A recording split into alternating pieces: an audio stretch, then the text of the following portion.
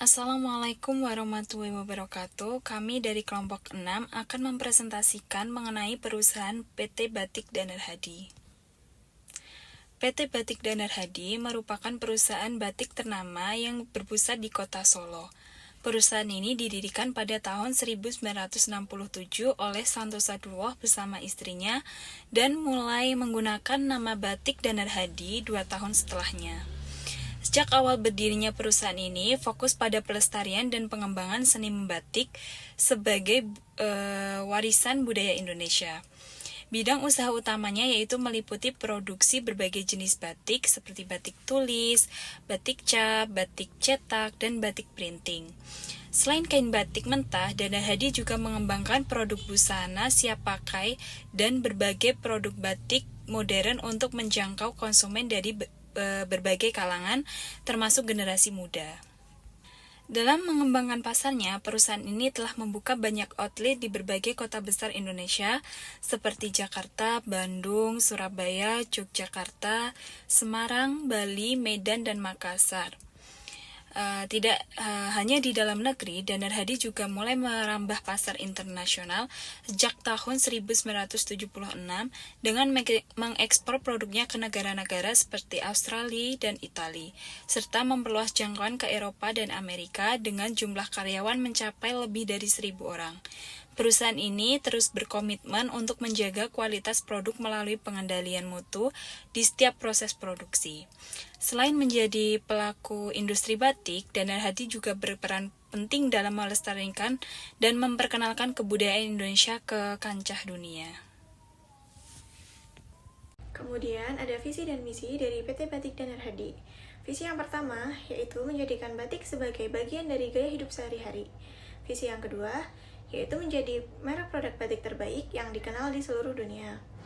Kemudian, misi dari PT Batik Danar Hadi yang pertama, menjadi pendukung dan pemelihara fine art batik sebagai warisan budaya. Yang kedua, terus mengembangkan industri batik Nusantara dan menembus pasar mancanegara.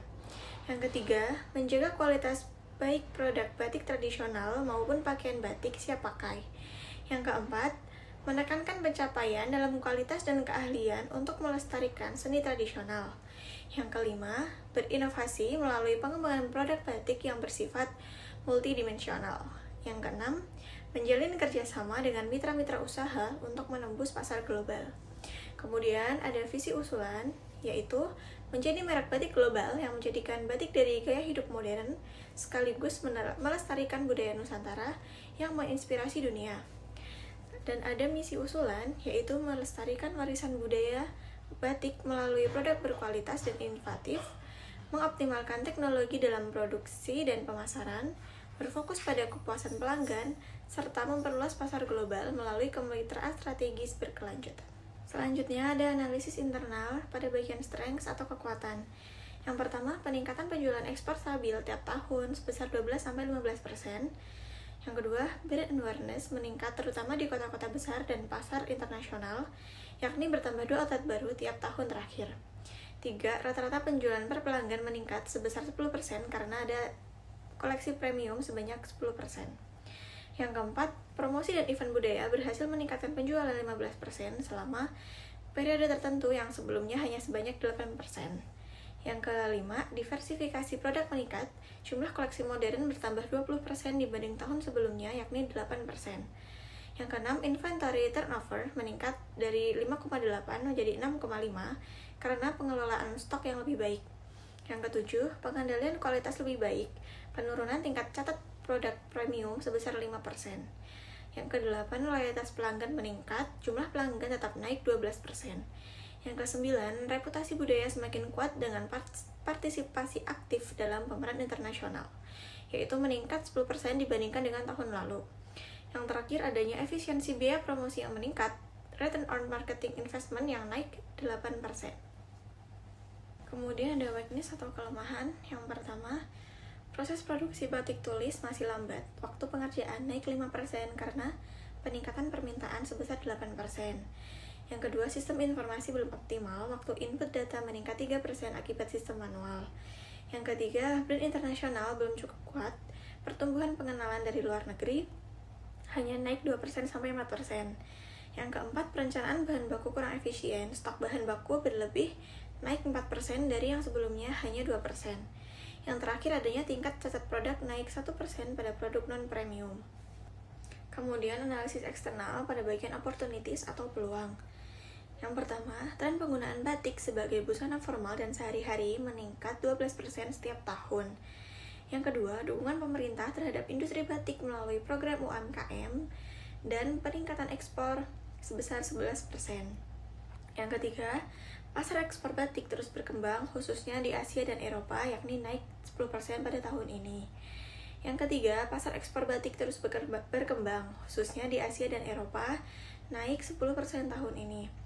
Yang keempat, pertumbuhan wisata budaya di Solo meningkatkan permintaan batik sebesar 9%. Yang kelima, pemanfaatan platform digital dan e-commerce memperluas saluran pemasaran batik, yakni tumbuh 10% per tahun. Yang keenam, kolaborasi dengan desainer lokal maupun internasional untuk memperluas segmen pasar meningkat 8%. 7. Kesadaran masyarakat terhadap produk lokal dan warisan budaya semakin tinggi, naik 10%. 8. Peningkatan daya beli masyarakat kelas menengah ke atas sebesar 8% di tahun sebelumnya. Selanjutnya, threats atau ancaman. 9. Persaingan ketat dari merek batik lokal maupun produk pabrikan massal meningkat 7% setiap tahun. 10. Maraknya produk batik tiruan printing dengan harga murah meningkat 5% di pasar. 11. Perubahan tren mode naik 3% menyebabkan desain batik mudah ketinggalan. 12. Fluktuasi harga bahan baku, kain, dan pewarna alami meningkat 3%. 13. Biaya produksi naik karena kenaikan upah tenaga kerja dan biaya energi sebesar 2%. 14. Ketergantungan pada penjualan offline yang rentan terpengaruh pandemi atau krisis ekonomi sebesar 1%. Dan yang terakhir, ketidakpastian ekonomi global mempengaruhi pasar ekspor batik sebesar 1%. Analisis industri merupakan faktor penting yang sangat mempengaruhi kinerja dan daya saing perusahaan ini. Yang pertama, pelanggan atau buyers. Karakteristik pembeli premium mencari keaslian, kualitas, cerita, dan pembeli masa kini di mana pembelian terjadi lewat retail, toko pusat wisata, dan online melalui e-commerce. Implikasi pertama, keberagaman segmen menuntut diferensiasi produk, harga, dan pengalaman. Kedua, ekspektasi pengalaman. Rekomendasi pertama, terapkan strategi segmentasi harga. Kedua, kembangkan pengalaman pelanggan. Dan yang ketiga, perkuat layanan B2B. Kedua, pesaing atau direct and indirect competitors. Karakteristik kompetitor langsung, merek batik heritage dan retail batik besar. Kompetitor tidak langsung, merek fashion massal dengan motif batik brand. Implikasi, tekanan pada margin dari produk batik massal, resiko, dan persaingan desain menuntut pipeline kreatif dan kolaborasi. Rekomendasi, fokus pada keunggulan untuk sekaligus rilis, pantau harga pesaing massal, dan siapkan produk alternatif dengan margin lebih rendah untuk menjaga volume. Ketiga, pemasok atau suppliers. Karakteristik bahan baku berkualitas tinggi dan bahan unik, punya premium cost. Implikasi, ketergantungan pada pemasok berkualitas tinggi mempengaruhi lead time dan biaya. Fluktuasi harga bahan baku dapat mempengaruhi HPP. Rekomendasi, amankan kontrak jangka panjang dengan pemasok untuk mengurangi risiko. Optimalkan pemanfaatan unit internal untuk efisiensi dan eksperimen material sustainable. 4. Perantara atau saluran distribusi. Karakteristik yang pertama, saluran tradisional, toko fisik, department store, toko oleh-oleh wisata. Yang kedua, saluran modern, e-commerce, marketplace, social commerce, distributor ekspor, dan agen grosir. Yang ketiga, peran agen atau retailer lokal penting untuk penetrasi luar daerah. Selanjutnya, implikasi. Yang pertama, ketergantungan pada perantara menurunkan margin DTC namun mempercepat jangkauan pasar. Yang kedua, kualitas presentasi atau performance di toko mitra mempengaruhi persepsi brand. Selanjutnya, rekomendasi. Yang pertama, tingkatkan saluran DTC untuk margin lebih baik. Gunakan perantara untuk penetrasi geografis yang sulit dijangkau. Yang kedua, standarisasi visual merchandising dan training untuk mitra retail supaya mempresentasikan brand premium dengan benar. Pertimbangkan program insentif bagi distributor atau retailer dengan target penjualan eksklusif SKUS. 5. Publik dan pemangku kepentingan lokal. Selanjutnya, karakteristik. Yang pertama, museum dan aktivitas budaya menarik perhatian media, turis, dan komunitas akademik. Opini publik berpengaruh pada citra heritage dan sustainability. Implikasi aset museum dan menjadi sumber trust dan promosi organik juga rentan terhadap kritik jika tidak dikelola transparan. Selanjutnya, aktivitas CSR dan hubungan komunitas penting untuk legitimasi budaya dan dukungan lokal. Selanjutnya, rekomendasi. Yang pertama, maksimal PR museum, event, workshop, kolaborasi, pendidikan, publikasi, koleksi. Selanjutnya, jalankan program berkelanjutan dan CSR yang relevan. Pelatihan perajinan atau pelestarian motif dan komunikasikan aktif di media sosial. 6. Produk, substitusi, dan komplementer. Karakteristik. Yang pertama, substitusi. Fashion non batik, motif printed murah, fast fashion. Yang kedua, komplementer. Aksesoris perawatan kain, jasa penjahitan kostum, tur budaya, souvenir museum. Implikasi. Yang pertama, ancaman substitusi menuntut pembeda nilai, cerita, kualitas, eksklusivitas. Yang kedua, komplementer, membuka peluang cross-sell dan paket pengalaman. Rekomendasi. Yang pertama, ciptakan bundling produk komplementer, pembelian kain plus jasa jahit dan akses workshop museum. Yang kedua, kembangkan lini produk aksesori dan merchandise museum untuk meningkatkan BARPU per pelanggan.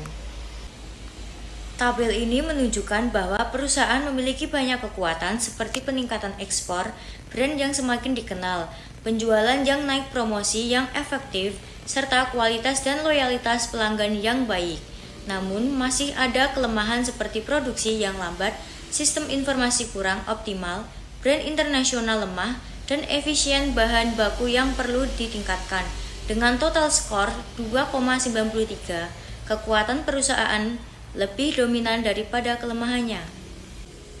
Tabel ini menunjukkan bahwa peluang bagi perusahaan lebih dominan, tren batik meningkat, dukungan pemerintah kuat, pasar ekspor dan wisata budaya berkembang, serta e-commerce memperluas pemasaran. Ancaman tetap ada, seperti persaingan ketat, batik tiruan, perubahan tren cepat, serta fluktuasi biaya dan bahan baku. Skor total 3,41 menegaskan peluang lebih besar, namun ancaman tetap perlu diwaspadai. Analisis BCG. Pada slide pertama, kita melihat analisis matriks BCG untuk 4 unit bisnis PT Batik Danar Hadi. Batik premium berada di kuadran cash cow. Karena pangsa pasarnya besar, namun pertumbuhan pasarnya rendah. Produk ini menjadi sumber pendapatan stabil. Ready to wear ada di posisi stars, dengan pangsa pasar kuat dan pertumbuhan tinggi, sehingga layak menjadi prioritas pengembangan. Souvenir dan aksesoris masuk kuadran dogs, kontribusinya rendah dan pertumbuhannya kecil. Home living termasuk question mark, dengan pertumbuhan tinggi namun pangsa pasarnya masih kecil. Grafik di kanan menunjukkan posisi visual masing-masing produk, sehingga perusahaan dapat menentukan fokus investasi dan strategi marketing. Matriks SWOT. Kini menampilkan matriks SWOT PT Batik Danar Hadi. Dari sisi kekuatan, Danar Hadi memiliki brand heritage kuat, kualitas batik eksklusif, jaringan distribusi luas, dan SDM berpengalaman. Kelemahan utamanya ada pada promosi digital yang masih lemah dan proses produksi manual yang memakan biaya. Peluang datang dari meningkatnya tren batik modern, pertumbuhan pasar online, dan dukungan pemerintah. Sementara ancaman berasal dari persaingan ketat, perubahan selera konsumen, dan produk tiruan. Keempat faktor ini dirumuskan menjadi strategi SO, ST, WO, dan WT yang berfokus pada pengembangan produk modern, peningkatan kualitas, penguatan pemasaran digital, serta efisiensi biaya. Competitive Profile Matrix menunjukkan competitive profile matrix yang membandingkan Danar Hadi dengan Batik Keris dan Iwan Tirta. Dari 9 faktor penilaian seperti brand image, kualitas, inovasi, dan loyalitas, Danar Hadi memperoleh skor tertinggi yaitu 3,60, menunjukkan posisi kompetitif paling kuat. Iwan Tirta mendapat skor 3,40, unggul di brand dan kualitas namun kurang di variasi produk. Batik Keris berada di skor 3,10, terutama karena inovasi dan promosi digital yang lebih rendah. Matriks ini menunjukkan bahwa Danar Hadi berada pada posisi yang solid dan masih memiliki ruang untuk memperkuat inovasi dan pemasaran digital. Analisis alternatif strategi. Pada slide ini dianalisis 3 pilihan strategi: merger, integrasi horizontal, dan aliansi. Berdasarkan kondisi yang dinilai, strategi merger dan integrasi horizontal kurang sesuai karena tidak memberikan keuntungan signifikan bagi pengembangan Danar Hadi saat ini. Sebaliknya, strategi analisis mendapatkan nilai kecocokan tertinggi. Analisis dianggap paling relevan karena dapat membantu memperluas pasar, memperkuat distribusi digital, dan meningkatkan inovasi melalui kerjasama dengan mitra. Karena itu, strategi yang direkomendasikan adalah strategi analisis. Sekian dari kelompok kami, kurang lebihnya mohon maaf. Wassalamualaikum warahmatullahi wabarakatuh.